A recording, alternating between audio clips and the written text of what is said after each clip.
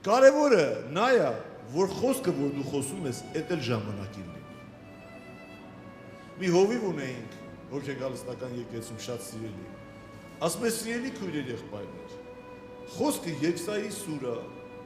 խոսքը, որ օծված է, ջուր է, այդ մարդկանց վրա նապորով մի պահեք։ Ջուրը լավ է, երբ որ բացում ես ծորակը եւ դու բաժակը լցնում ես ու ջուր ես խմում։ Բայց էլ մի հատ այդ հրշեջներին, որ այդ խողովակը ձեռը որ քաշ են տալիս, որ հանկարծ ջուրի միացնում են, իրանք հետ են թռնում, որովհետեւ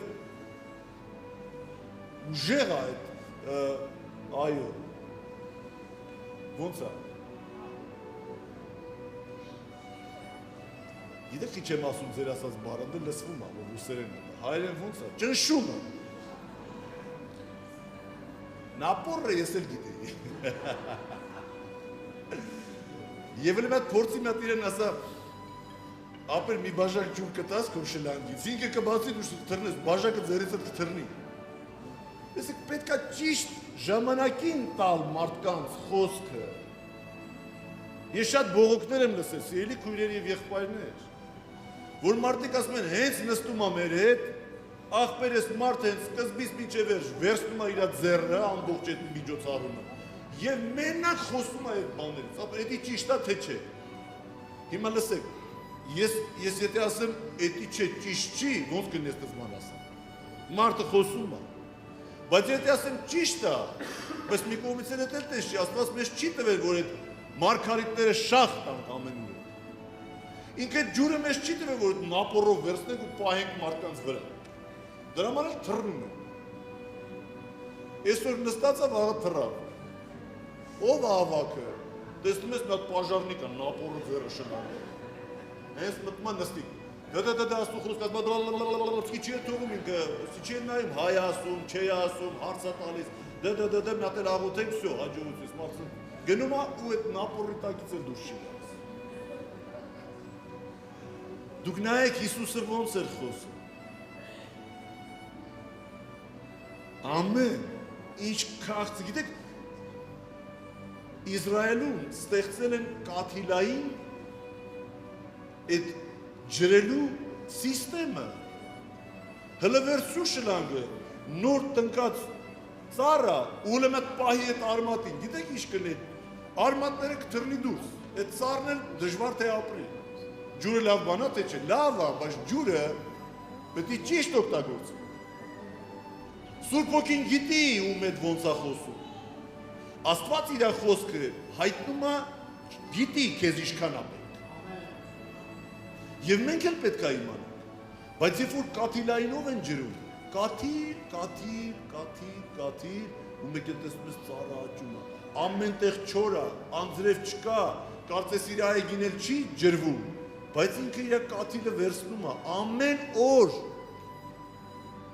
Այդ կաթիլը ինչ-որ ժամ առ ժամ, ինչ-որ ժամանակը մեկ կատում, այնտեղ դրած է, ինչքան ժամանակը կատա։ Լսեք, փնտրել պետք է ոչ թե որ արդեն հիվանդացանք, հիմա փնտրենք, մեկ էլ տեսնում ես փնտրում ես, հələ չես գտե հիվանդությունն էլ խորանում է։ Դու սկզբից պետք է ունենաս այդ խոսքը Հիսուսի նման, որ երբ որ հանդիպես խնդրի հետ, եւ ինքը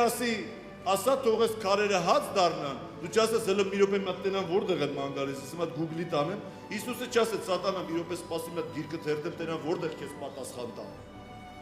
Ինքը իր սրտի գանձարանից հանեց այն խոսքը, որ ալտերնատիվա էր